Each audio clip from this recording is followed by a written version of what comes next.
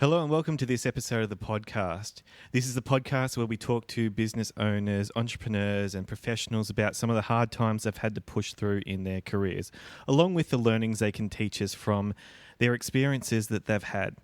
So today I'm talking to my grandma, or my nana. So she spent a career working as a teacher.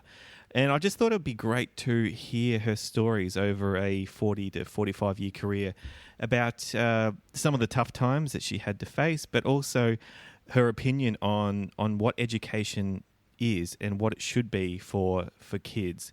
Often there's a little bit of tension between the public servant sector and the private sector. So it's interesting to get her take on some of the issues that the private sector has with teachers, for example, strikes being one of them. In fact, let's go to a quick story now that Nana has about strikes. Strikes. I always hated strikes because there was a certain element that if you didn't go along with it, that was pretty uncomfortable on the staff, and I just didn't see that there was much purpose in a lot of them. But anyway, So by strike, you mean you just stop working for a day or two and say we're not working? Yeah, to call you off the job. Yeah. And I never thought that was fair to kids or to the parents. And they used to say, it's for better conditions, but underneath it was always for more money. Right, okay. And but I just thought, surely there's a better way they could do that. But anyway. So did you ever think these strikes were justified? I did strike for half a day once. Okay. Over 40 years. Yeah, that's all. Yeah. But we were all cut by a certain number of staff, and I considered that we were cut too far. Gotcha. So anyway, that was but of course it made no difference. We all lost half a day's pay, but it made no difference to the situation. Yep. And that's what I thought about a lot of those things. But anyway, so...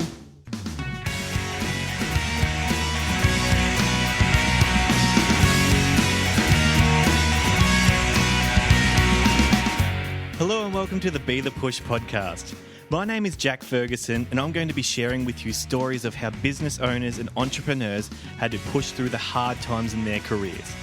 We're going to be discussing the lessons learned from these experiences while arming you with actionable advice so you can be the push when you need it most. Show notes can be found at bethepush.com/podcast and clicking on the relevant episode link. Let's get started. So we have that story coming up amongst many others on this episode.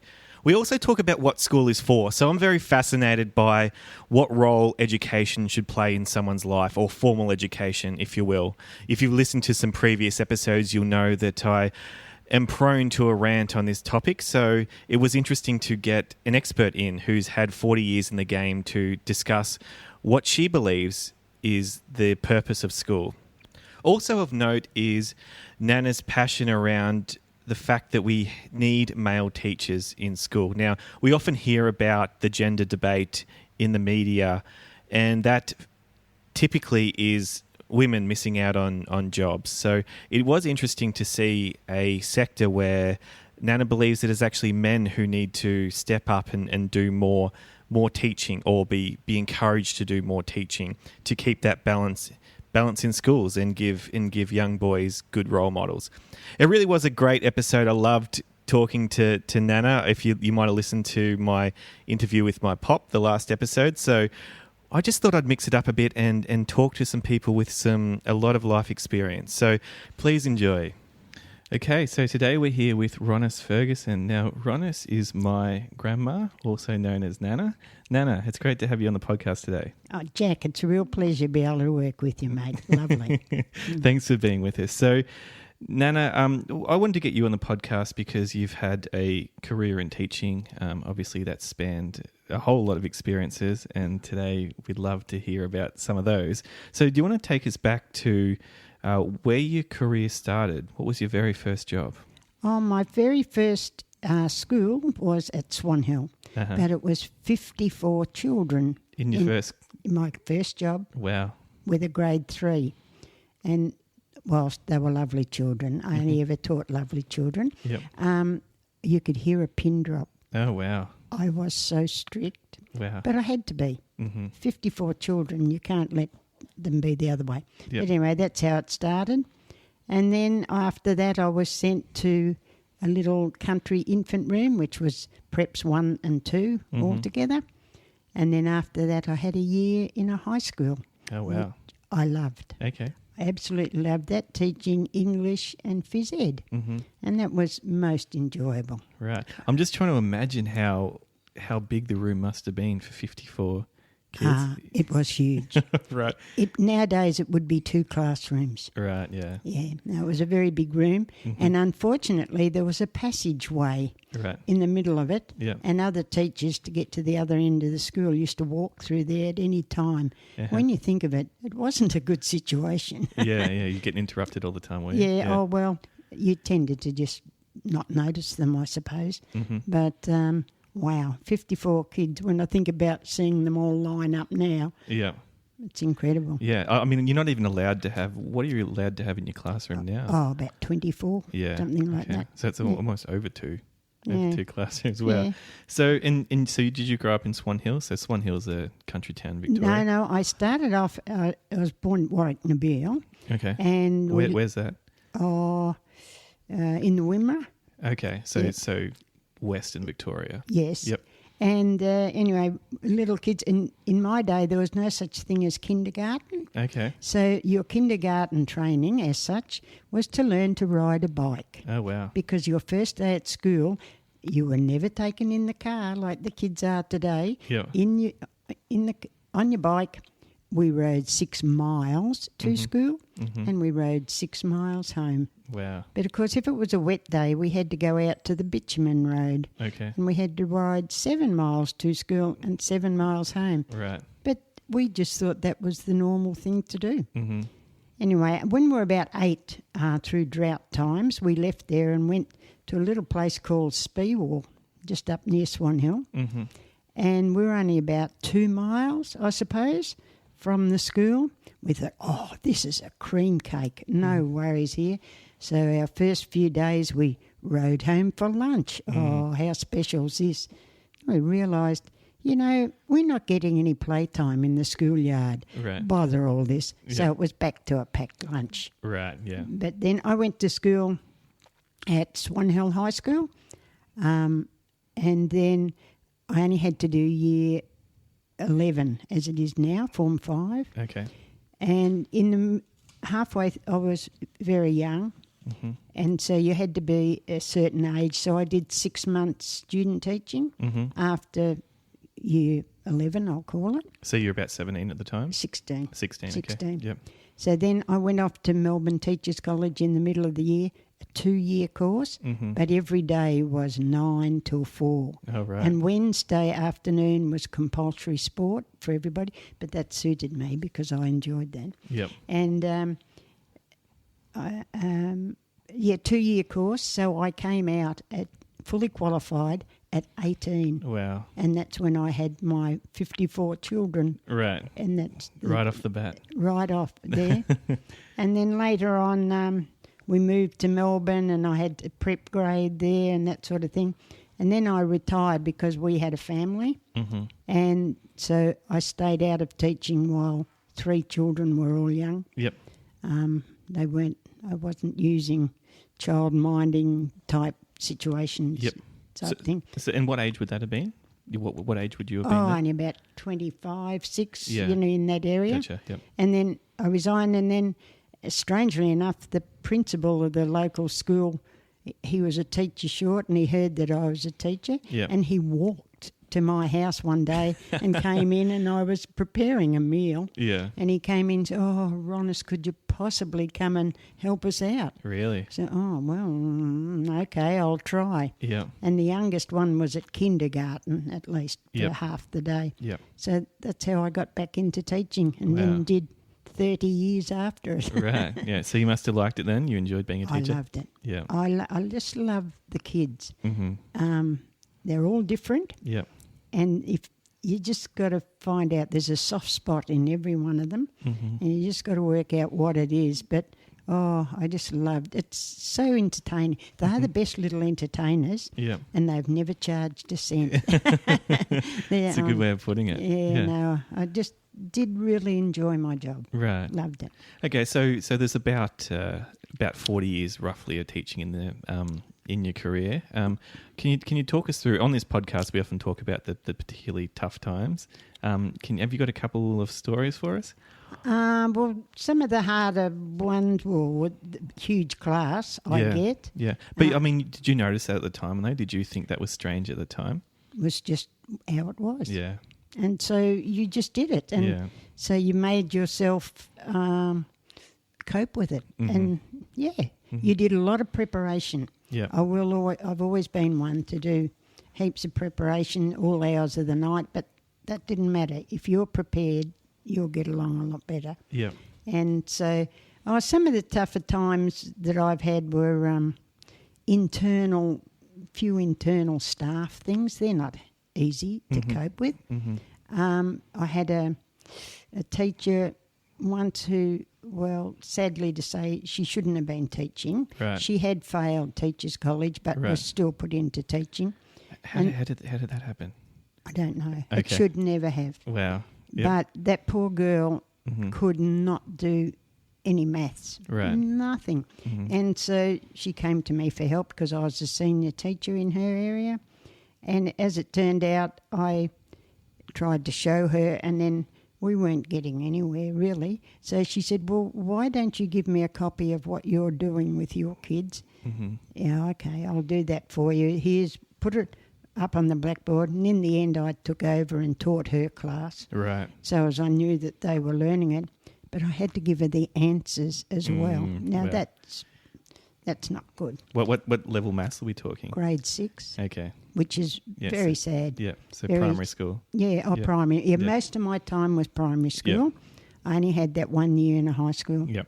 And I think I was always pretty happy after that to be in a primary school. Gotcha. But I generally taught grade 6 for many, many years. Yep. But, I just enjoyed. I had another teacher who's, Rhonice, on your way past, check the spelling I've got on my blackboard. Oh, really? Because one of the systems that we had at one stage was, look, don't worry about how the kids spell. Just get them to write. Get them to write anything. And then they'll read it back and then you can correct it. And he was a very good teacher too. And he said, oh, please come and correct my spelling on your way past. That's not the way it should be. Anyway, that was nice to help him out, I suppose. But, a few things like that. But strikes, I always hated strikes because there was a certain element that if you didn't go along with it, that was pretty uncomfortable on the staff. And I just didn't see that there was much purpose in a lot of them. But anyway, so... So by strike you mean you just stop working for a day or two and say we're not working? Yeah, just to call you off the job. Yeah. And I never thought that was fair to kids or to the parents. And they used to say, it's for better conditions, but underneath it was always for more money. Right, okay. And but I just thought, surely there's a better way they could do that. But anyway. So did you ever think these strikes were justified? I did strike for half a day once. Okay. Over 40 years. Yeah, that's all. Yeah. That's it. But we were all cut by a certain number of staff. And I considered that we were cut too far. Gotcha. So anyway, that was but of course it made no difference. We all lost half a day's pay, but it made no difference to the situation. And that's what I thought about a lot of those things. But anyway, So when you talk about people wanted more money, do you have an opinion on how a teacher should be valued in terms of how much they should be paid? And how that's measured? Because in private enterprise, for example, if you can bring in a lot of money, it's pretty simple to justify that you should get paid more, right? So, but teaching, it's not the same, right? No, but there are some very, very good teachers. Yep. And some that are not so good. Yep.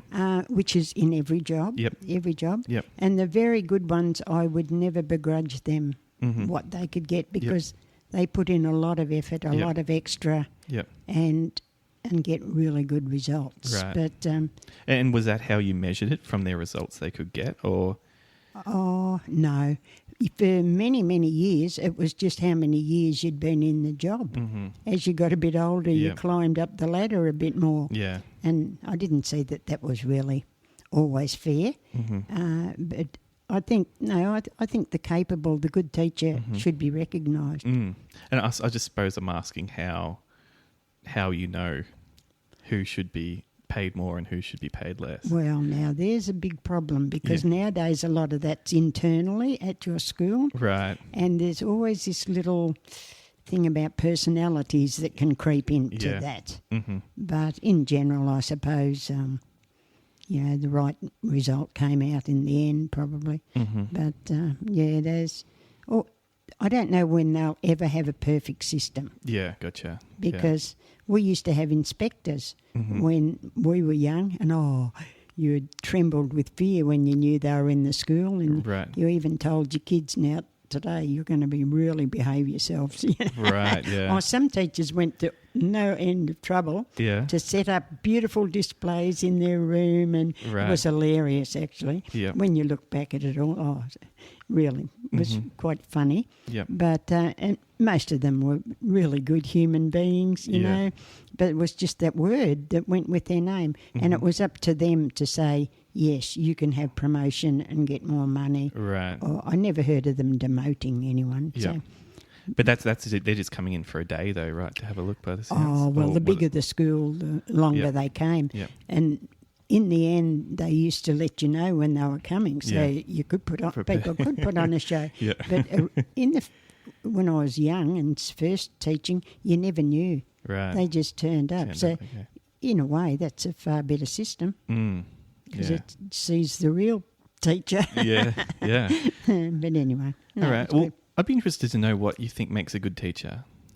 Oh, a lot of things probably. Number one, you must want to do the job. Right. You must be prepared to know your subject. Mm-hmm. You must be prepared to put your preparation and time in it. Mm-hmm. You've got to want to work with children. Right, yeah. And like children. Yeah. I mean, I've heard many of them the other way. Well, why are they in the job? Yeah, that sounds strange. Yeah. Anyway, but... And you must be able to communicate not only with the children but with their parents as well. That's a very important issue in teaching. But, and you've got to be able to get a message across. Yeah. Patience. Got to have patience. Right. But, I just think you've got to have a lot of understanding. Every little kid's different, but I might have said it.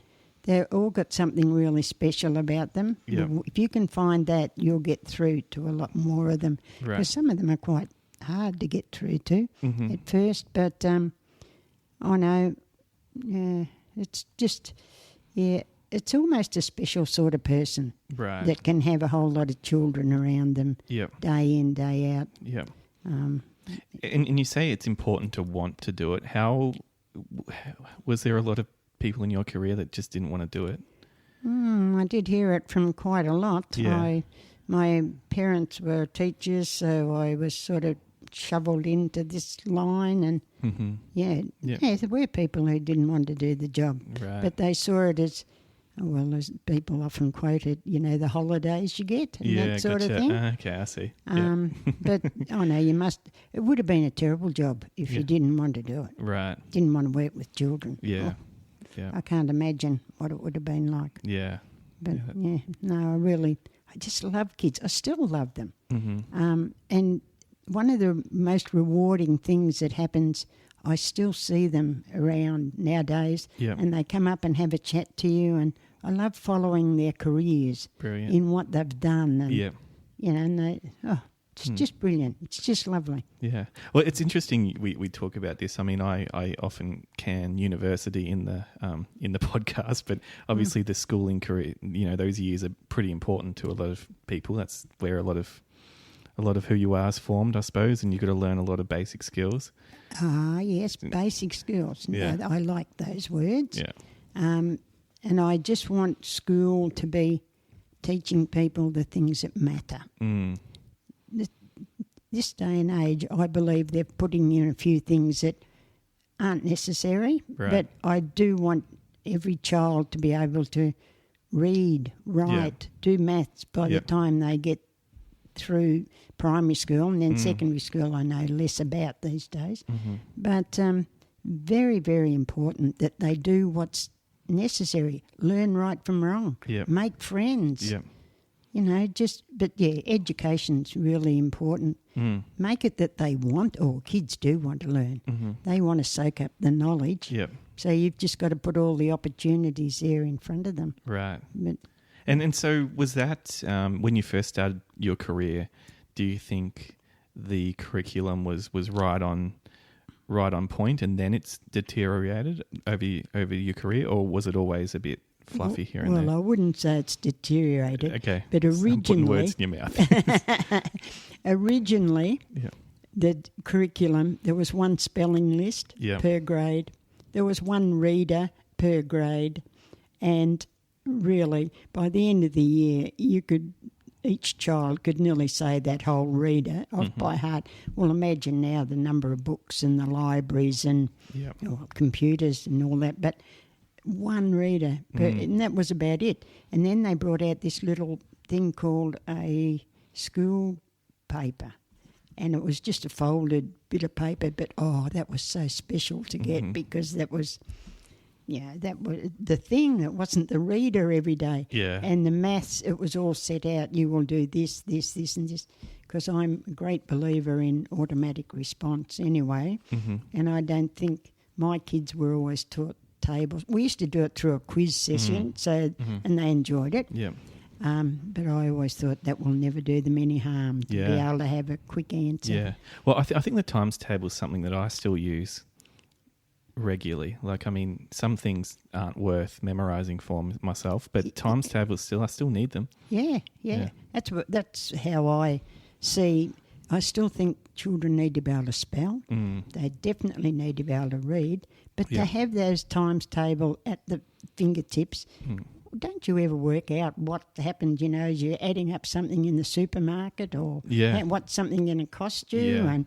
But I always thought that was something that should have to happen. I don't think it happens so much, the tables, so much these days, but then I might be wrong. Right, okay. And you mentioned spelling, and I was when I went through school, my pet peeve of mine is poor spelling as well, and I was a good speller at the time, but I don't want to stress you, but over the last 10 years with the iPhone and that, my spelling's got worse, because I rely, the phone will it'll auto-correct me, and I notice, and it annoys me, but when I go to write a text, I'm not nowhere near as good.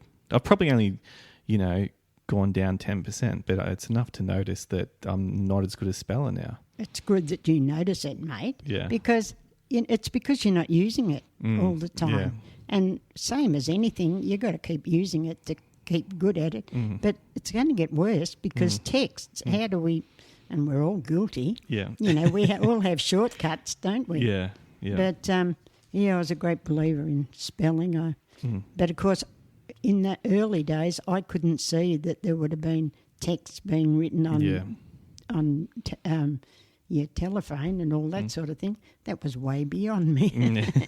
And I suppose to play devil's advocate for a second, then some people will say, well, if we do have this tech, why do we need to know how to spell, like maybe we once did need to?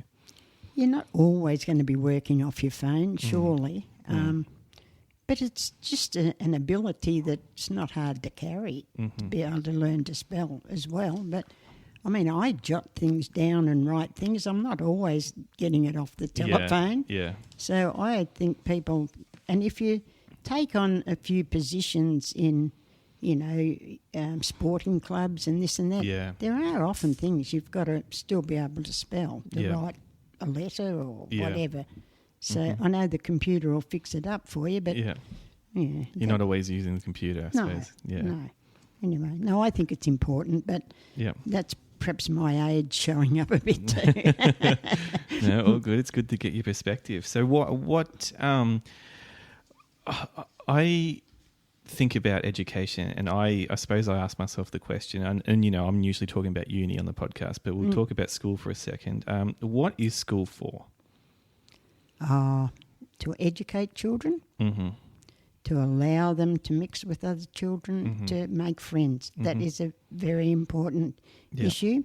But just the education side of it develops a brain, number one, and it is that break. They can't always be with their parents day in, day out. It gives them that opportunity to go and stand on their own. And I see school as an important area for that, to allow children to do that. But the main thing is to develop their brain, to be educated, because they want to learn, they want to know. And so they come to school and they're so eager. So you have to fill that up. You have to fill that gap. And but communication is a great one. Well, it's interesting that you talk about the social side of it, like almost more, like in that description you've just given, you talk about the social side as much, if not more, than the actual learning the spelling and times tables and whatnot. Well, I think they're probably on a level anyway, because if a child can't fit in, can't feel safe, can't feel secure at school, that poor little kid doesn't get anywhere. They don't learn well. So for them to be able to learn well, they have to feel that they are accepted and that, there is someone there to help them. And, they've got to feel safe. They've got to feel secure, have friends. And then they all learn together then. But if they can't do all those things, it must be a shocking life if you hate school and don't want to go. And not good. And so you would have seen a lot of kids in your time come through.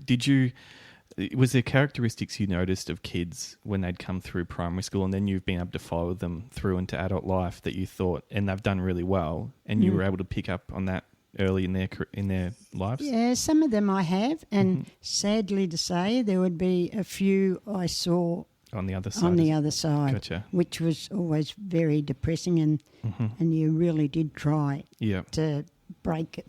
But sometimes you can't help background and that sort of thing. But no, I saw some really, really talented children, and you can almost say they're going to go somewhere. Right. And it doesn't matter what they take on. They've got such a strong sense of wanting to do something, of achieving.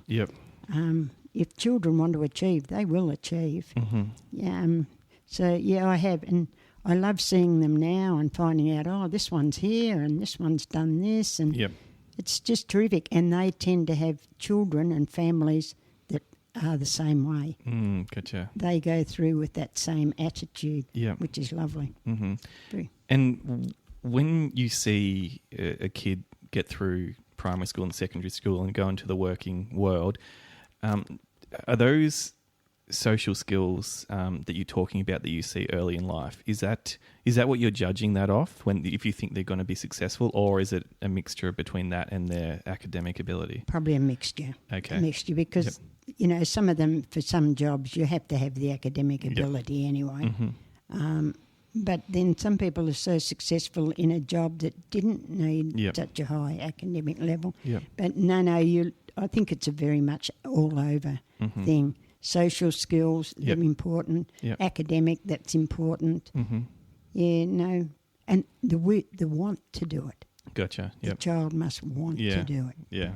If they want to do it, they'll do it. Where there's a will, there's a way. Always. All right. Well, I'll give you a couple of scenarios, and I'm really interested to get your perspective on then. What would you often predict would happen if a child had poor academic ability but really good social skills, and also the reverse, so poor social skills but great academic ability? Well, poor social skills, you really work with that child and try and get another child to be a great friend to start with. Doesn't always work, but you need someone, and you do tend to lean a little bit to those children to try and help them. But if he had high academic ability, well, that's one way you get to him, by praising him and patting him on the back and all that sort of thing. But the child that's got really good social skills, well, they're going to get on with all their friends and all that. They tend to bypass the fact that they don't learn so well. Right, yep. And they sort of say, oh, don't worry, they'll get a job. Okay. They'll be right. They'll find something. Right. And because and of their do? social... Oh, yes, they do. They do. There you go. Yeah. They do. Yeah. Right. And so you see the ones with the social skills, they leave school and they do just fine a lot of the times, you're most saying. don't. But do the ones who are academically strong but are poorly social skilled, once they leave, do they always do all right, or is that half and half? Or Yeah, some of them slip by a little bit, I think. There's always that little element in teaching to be very careful, because someone can slip under the radar. Mm-hmm. And that can sometimes be, but I think that problem would show up more in secondary school than primary school. Gotcha. Primary, they're like an extension of the family. It is like a family, you know. And kids accept each other and, you know, love to play together. And that's another thing. You sort of need to develop a team situation in amongst the kids, and that helps them all along. But, you know, everyone's different. You just got to try and be on the ball for each one of them. But, No, it's just interesting to hear your perspective on that. The social skills just always get people a long way, which is, you know. They do. Yeah, they do, mate. They do. But which is good. Yeah. That's great. And knowing right from wrong and showing respect. Yeah. Those sort of things will get you a lot further than the opposite. And did you ever have any particularly tough times with any particular kids over your career? Oh, yes, I did have a couple. Yeah. One boy, actually, he'd been in a fight with another boy. Yeah. And I was trying to talk them around and saying there was no need for this, you know, and all we need to do is say, well, we shouldn't have done it. Let's say sorry, blah, blah. Anyway, he just looked at me and he said, hit me, you bitch. Wow. My parents are dying to sue you. Wow. I took 3 steps back and thought, well, I didn't see that one coming. Yeah. But anyway, unfortunately, he probably thought along those lines more than he thought, oh, let's be happy. You know, which is a bit sad. Wow. Oh, it's hard to hear that about my darling grandma. But what was so what happened then? So he said that and you took a few steps back. I mean, I said, oh, we better have a talk, I think. Yeah. And so I think he ran out of the room, as a matter of fact. Okay. But anyway, I followed, or I got him, and we did talk about it. And anyway, it was near home time, all that sort of thing. And I thought, oh, I hope you come back tomorrow feeling better. Yeah. And he did. He was okay the next day, but we had to talk about it. I said, listen, you can't get away with that. That's not what happens in this place. And I expect you to apologise and all that sort of thing, which he didn't accept at the time. But the next day he did. Oh, really? So, wow. Yeah, we got somewhere. Okay, wow. Yeah, but anyway, that was just one. But, I've made some mistakes too. I had this lovely little boy, and I was always wrapped up in sport and was athletic sports, and he was a sick little fella, but he wanted to help me. So I said, okay, you be my recorder. Yep. So but it was a hot day, and we had sunscreen all over him. But anyway, the next morning his mum brought him and said, do you know you burnt him? He got burnt yesterday. I said, how did that happen? But I was wrong. I should have been checking him all day and put more sunscreen on him because he was such a sick little fella. Oh, right. You know, he burnt so easily. Wow. Oh, I felt so bad. But anyway, he got over it. So that was good. And, another one. I knew a boy was going to put a dead magpie up the flagpole. Right. After Collingwood got beaten in a grand final. So Collingwood's the AFL team. Yeah, right? AFL team, yes. And anyway, he brought it. He was a farm kid. He brought it in and he put it up there. But I did know. Yep. And the other kids it was very bad. The other kids came and said, guess what? He's been taken into the principal's office. Wow. I thought, I've got to do something about this. So down I went and smoothed it all over. And I said, I didn't know it was going to happen. And it was only meant to be a joke, you know. Yeah. But anyway, blew over. Another time, I was really bad about this too. We had compulsory swimming, and everybody had to go, of course, and there would always be one in my grade, and that means a teacher has to stay behind because someone else might have had one too. So a teacher has to stay behind to mind those 3 or 4. It means you won less at the swimming pool. Yep. And so I really badly said one day, "Look, are you allergic to water?" Right. And I shouldn't have said it. Because this is the kid that didn't want to go Go swimming. swimming, Right, and she would never. Yeah. And anyway, the next day I got a note from her parents to say she was allergic to water. Yeah. Oh, I mean, I thought it was hilarious, but I should never have said that. Wow. That's in very bad practice. They couldn't have been serious, could they? Or Yes, they were. they were serious? Yeah. Oh, yeah, they were serious, mate. Okay. Even if they couldn't spell the word. Oh, no, there's a few things like that. But there were so many good times too. You know, if you had identical twins, they set me up so many times, you know, because I used to sit them somewhere with their books in front, so their name was there for me. But of course they'd swap and like that, and identical boys, and one of them had a grey spot in his hair. Well, that was easy if you saw them face on. But no, they used to speak to me with their head down, didn't they? So, but, you know, things like that. But they're all fun things that you look back now and say, well, how enjoyable was all that. Yeah. And I remember you telling me a story about how you had a school that was very female heavy when it came to the staff. Yes, it was. There were 33 of us on the staff. Yeah. One male. Right. Now, to me, that is just wrong. I think you need so many men teachers. Okay. Number one, boys need almost a father figure around a school. There are plenty that haven't got a father figure, which is sad, but that happens. But that one, and I felt sorry for the one male. He was a phys ed guy, so he taught everybody and he did a very, very good job. But he must have felt terrible. 33 of us and one male.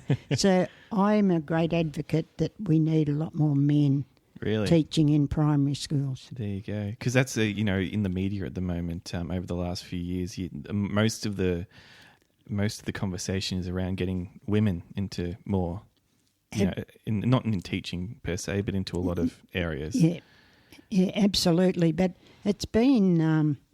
you know, lopsided for a long time now. Is it still lopsided? I think it's better. Yep. But, oh no, in those days it was really poor. And is it important to have an even or at least somewhat balanced staffing team just for the reason of having a father figure for the boys, or is there other reasons that you think that's important? I think there's other reasons too. I think men often look at things in a different light, and women certainly do look differently. But even to things like a staff meeting and when you're setting up courses and all that sort of thing, I think it's nice to have an overall outlook. But, you know, what happened to the boys? They needed someone to go out with a footy team or a cricket team. Yep. And, you know, no, I think we need a balance for sure. Yeah, it's just interesting to hear this other, like this is a different perspective. It's a similar type of reasoning, but it's flipped because he's saying we need more men. In the teaching. Yeah. All right. So and it's come up to speed now somewhat. I think it has improved a lot, but I don't know that it's. I think it'd still be far more women, but I think there was a real push a few years back to get a lot more men into the job. Right. So hopefully it's happened. Okay. And what about, what do you think a school's role is in terms of educating a child on behaviour? Because I hear your stories about, you know, you were strict especially when you first came into the job. But I remember going through school and I just feel like at that time teachers in general were starting to lose their power. You know, there was a lot of... you weren't allowed to do what maybe you once could have when it came to discipline. What role do you think a school should play in that? Well, I think somehow or other, discipline now is all just talking to people. Now, to 90% of the kids, that probably would work. But there's always the element where they're going to have, I believe they'll have to have something, but I don't know what it's going to be because strap. Oh, yes, there's another one of my problems. I did use a strap. And you know what? I reckon even though now that these people have grown up and they laugh and say it didn't really hurt, but it had the desired effect at the time. So, but you can't do anything like that. But I'm not sure what they can do. They take them away from the group. They put them in isolation sort of thing. But, yeah, I do believe they've lost the art of real discipline. And you're saying like physical discipline was important? Oh, well. Or just the threat of it was?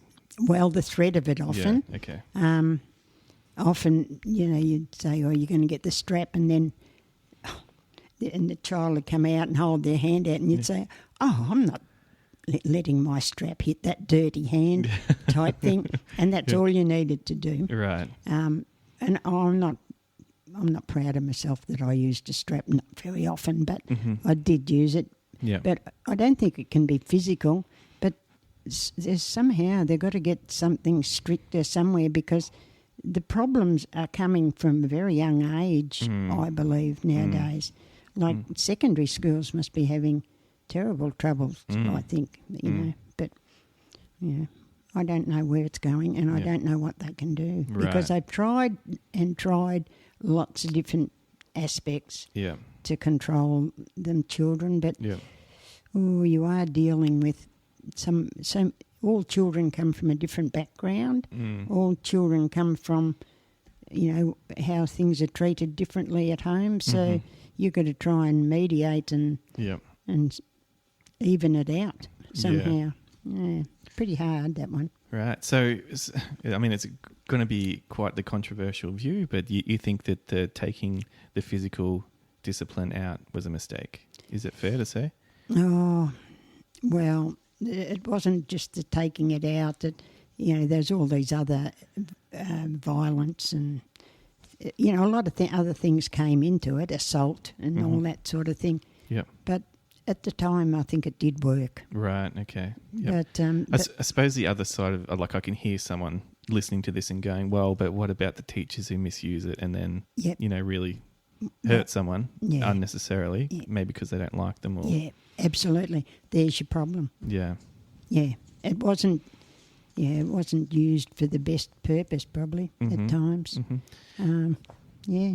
And did you see many kids come into school and they were perhaps, you initially thought maybe they're a bit of a no-hoper or they're going to really struggle in life, and they actually were able to turn themselves around? Does that happen often? Did that happen during your career much? I won't say it happens often, but yes, if you could get that child on side, it's amazing how they would respond. Yeah. And all of a sudden, instead of not wanting to come and hating everything about school, that they would enjoy it and really, really want to hang around. And we used to have sporting teams and we used to train after school every night of the week. Can you imagine it now? But because that was in the city. Now those kids got themselves involved in that sort of thing, and all of a sudden, they became your best helper, your most, happiest kids. Yeah, I did see that happen a few times. Right. Yeah, but there was always the one or two who was ingrained, I think, that they didn't want to come to school and they didn't want to succeed and, I don't need school, I'm not going to do anything. And bit sad when you see all that, but that's good hard work to try and get them to come around. Yeah. What about in those cases talking to, would you try and reason with the parents then? I mean... Oh, that's a very important one, yes. Parents, you must be able to get along with the parents. Right. You do get one or two who don't really want to. But anyway, that'll always happen, and that would be in any facet of life. But, if you can get along with the parents and explain to them what you're doing and that sort of thing, you'll get that's a big bonus, big help. Like one of my worst things is I wish I'd have done public speaking. because sometimes I had to address a group of parents, on a school topic or whatever. Right. And my public speaking was 0 out of 10. Right. Really bad. I get faster and faster. Right. And I also stutter. Okay. And, yeah, I wish I'd have done that, and that would have given me even better communication with parents, I believe. But, okay. But you're saying, though, you did have to do it sometimes. You're saying you didn't do it enough, or...? Oh, no, I had to do it sometimes because of my position in the school. Yep. I just know I didn't do it well. Okay. Yeah. Yeah, So the antidote would have been just do it more often, or? Well, it was practice. Yeah. What you're going to get up there and say. Yeah. Okay. But yeah, it didn't matter. I'd start off all right, but I always used to get faster and faster, and yeah, no, wasn't my forte. And even now, if I would never get up and make a speech or anything like that unless I absolutely had to. Yeah. Okay. Interesting to hear that. Yeah. Okay.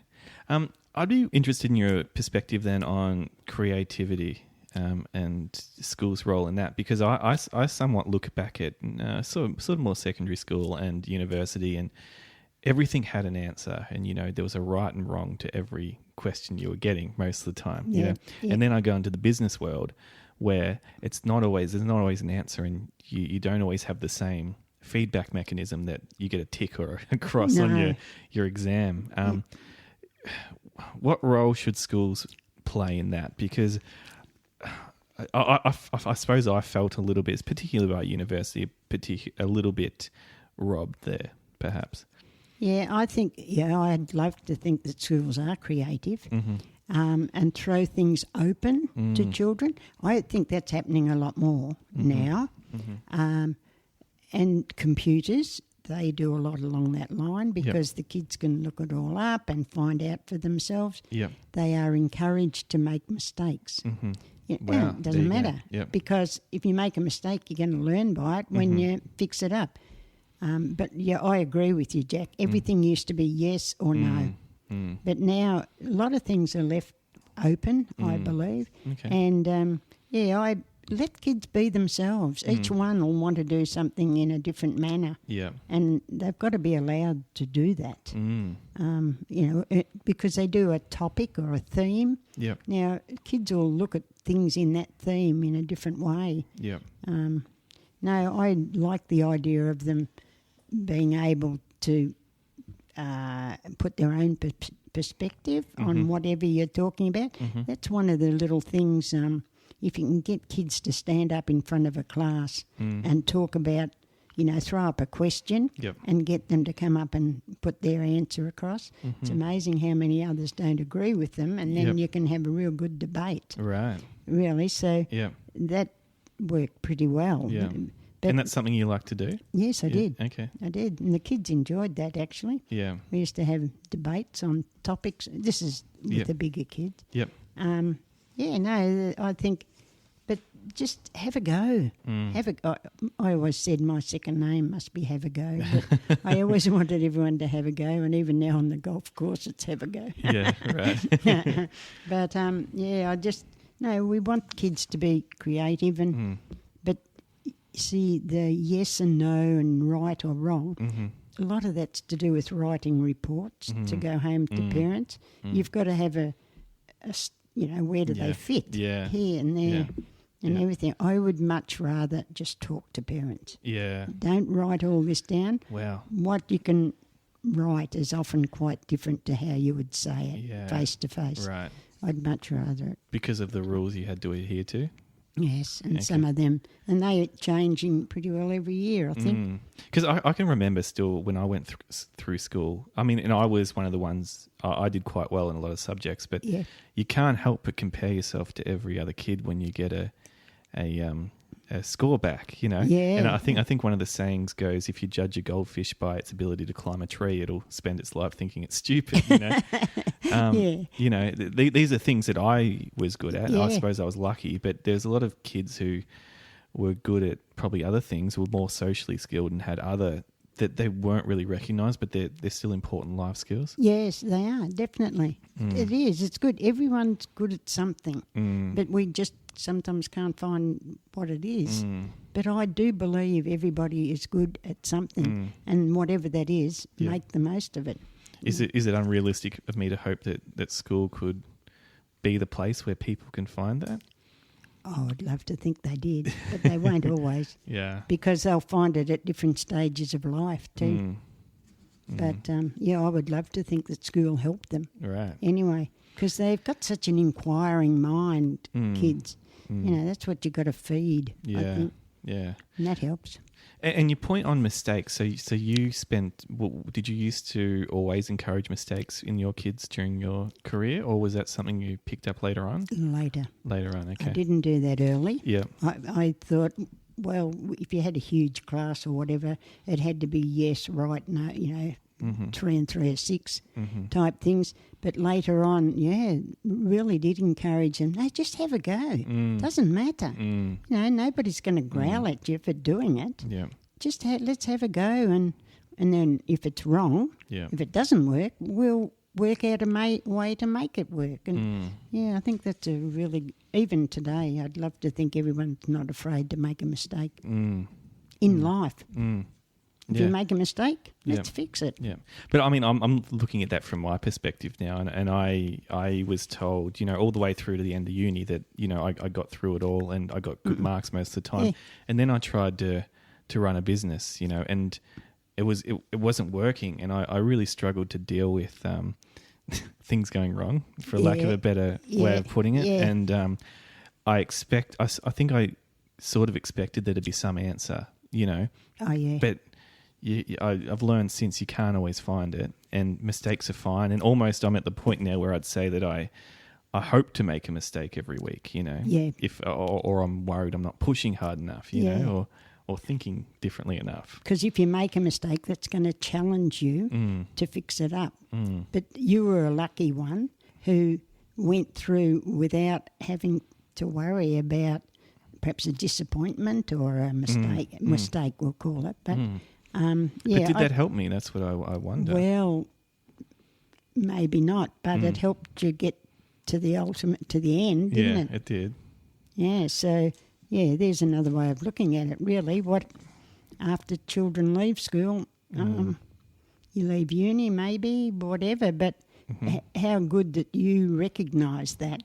And you're almost saying now, well, if I make a mistake, I'll have to work at it and fix it up. Yeah, That's a good attitude. Something that had to come along. I mean, and I could take the emotion out of it now. It was, that just didn't go right, as opposed to, I'm a failure and what a terrible person I am for getting this wrong. Yeah, I know, but that's I understand exactly what you're saying, but no, it's great that you've seen it now. But see, in a way, perhaps you're too young when you're still at school to see that that's a problem. But if someone fails and all the others around them are doing well, of course that little one's going to think, I'm wrong, I couldn't do it, and drop the lip and all that sort of thing. And what do you do in those situations? I put an arm around them and say, you just had a bad day. You'll do better next time, and a bit of extra help, and some of them come up and some poor little ones perhaps can't, but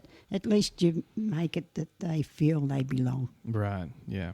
Very important that they feel they belong to that class, I think, anyway. Right.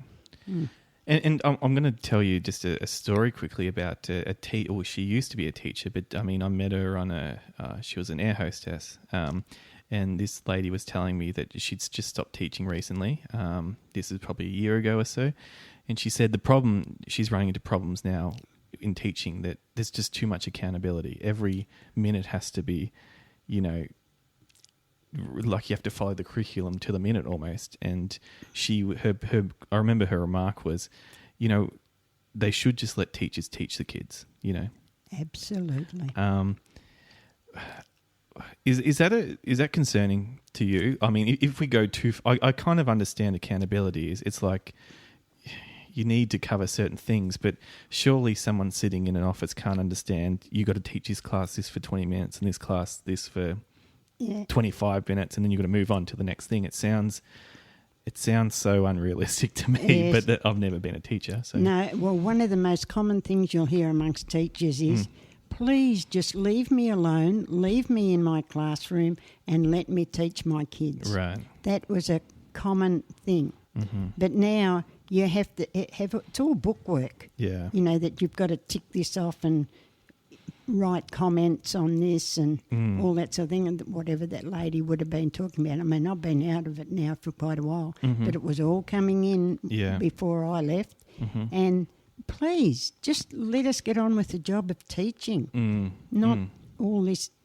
Yeah. Well, so much of it is unnecessary, and so much of the stuff that they want the kids to do, they're never going to see it again or touch it again in their life. So why push that down their throat? But, the thought that came to me was, we're going to lose good teachers. Yep. If you and her she did say something about she stays up late most nights, like just on the accountability stuff. She has to go home and do a few hours. You know, that would be such a pain if you know you're doing the right thing yeah, absolutely. Yeah. She'd be better off sitting up late preparing lessons for the next day, and that's what she would rather do. I can understand what she's saying, and it's such a shame. Really, yeah. It is a shame, because you're right. We'll lose good teachers because of that. And I mean, they're a school's best asset, right? Absolutely. They're so important. Yeah. Yeah, so important.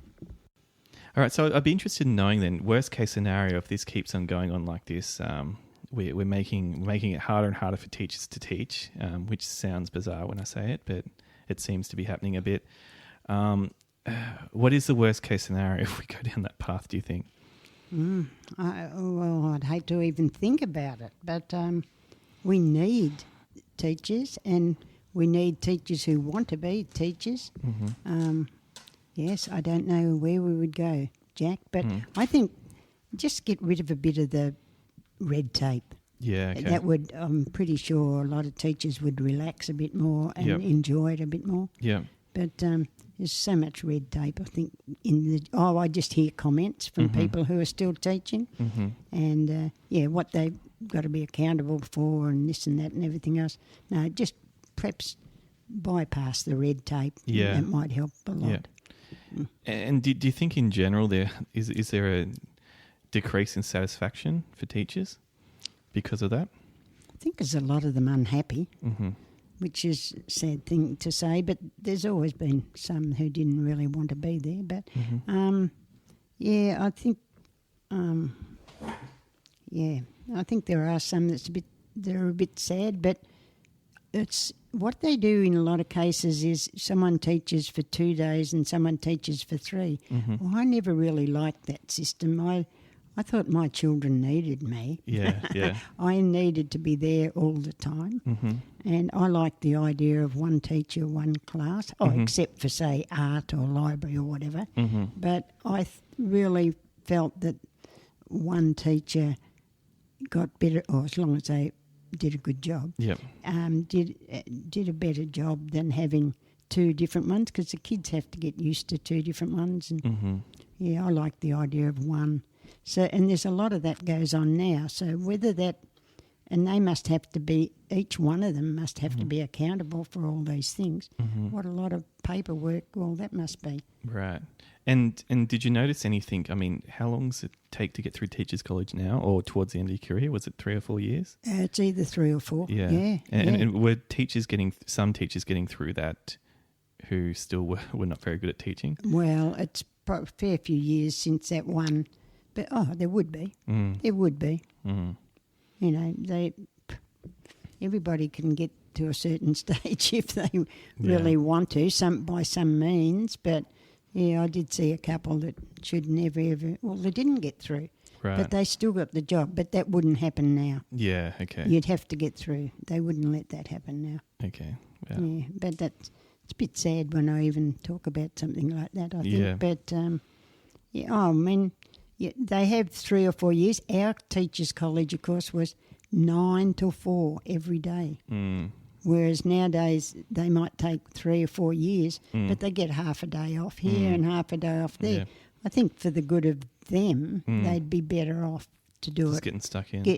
And we did lots of teaching rounds, lots of practical stuff. But my 6 months as a student teacher before I went to college was really good, because I learnt a lot about the job before I got there. So that made some of that sort of stuff a lot better. Right. You know? Yeah.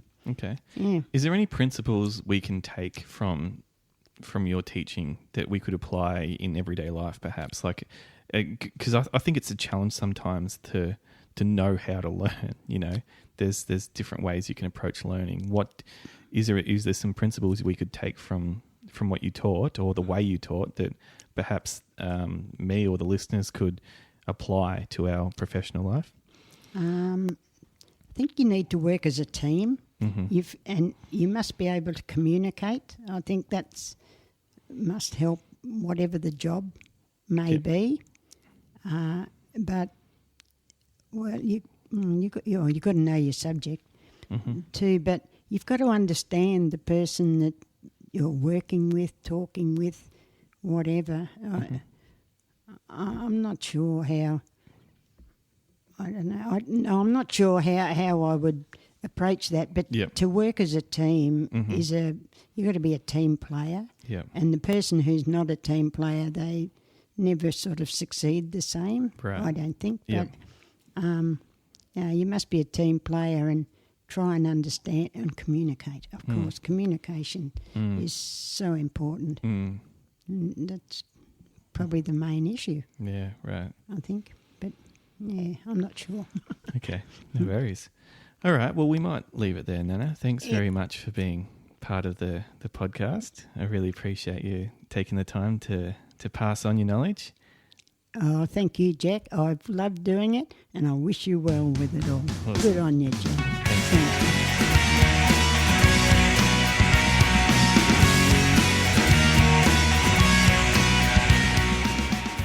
Thanks for listening to this episode of the Be The Push podcast.